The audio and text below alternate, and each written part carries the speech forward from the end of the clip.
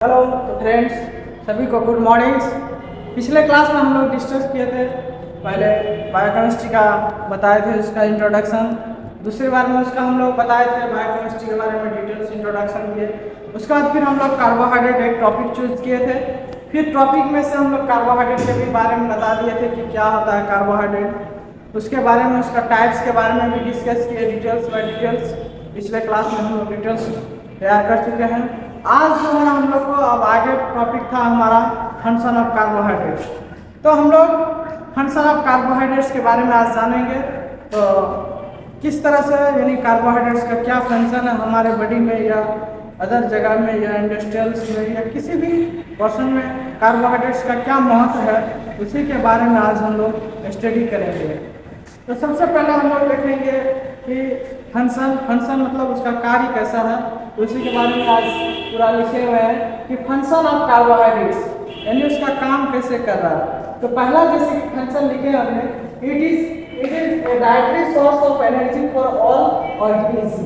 यानी कार्बोहाइड्रेट का सबसे बड़ा अगर यदि फंक्शन देखा जाए तो वह है उसको डाइट के रूप में यूज करना, क्योंकि देख रहे हैं जितना भी ऑर्गेनिज्म है वो कार्बोहाइड्रेट को इंटेक कर रहे हैं। तो इसीलिए इसका सबसे बड़ा अगर यूज है तो वह है एनर्जी के रूप में, और एनर्जी इससे इंस्टेंट एनर्जी प्रोडक्शन होता है। इसलिए कार्बोहाइड्रेट को एज एनर्जी सोर्स के रूप में भी हम लोग ले रहे हैं। दूसरी बात करें, it is use as a raw materials. इसको हम लोग यूज करते हैं रॉ मटेरियल्स की तरह, यानी कच्चे पदार्थ की तरह यूज करते हैं। क्योंकि ये जो कार्बोहाइड्रेट देख रहे हैं आप, इससे कार्बोहाइड्रेट से बहुत सारे पेपर्स बनाया जाता है और प्लास्टिक और भी कई सारे अन्य चीज़ों को बनाते हैं। दैट मीन्स कार्बोहाइड्रेट का यूज करके। तीसरा हमारा फंक्शन जो है, it is precursor for many organic compounds.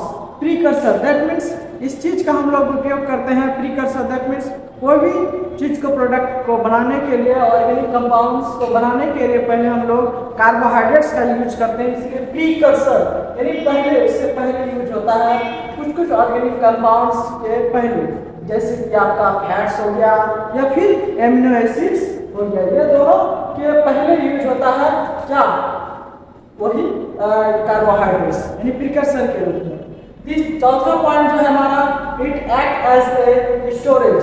यानी कार्बोहाइड्रेट अगर हमारा बॉडी में स्टोरेज हो रहा है, यह तो ग्लाइकोजन और स्टार्च के रूप में, ठीक है। ग्लाइकोजन एनिमल्स में और प्लांट्स में स्टार्च के रूप में स्टोर होता है।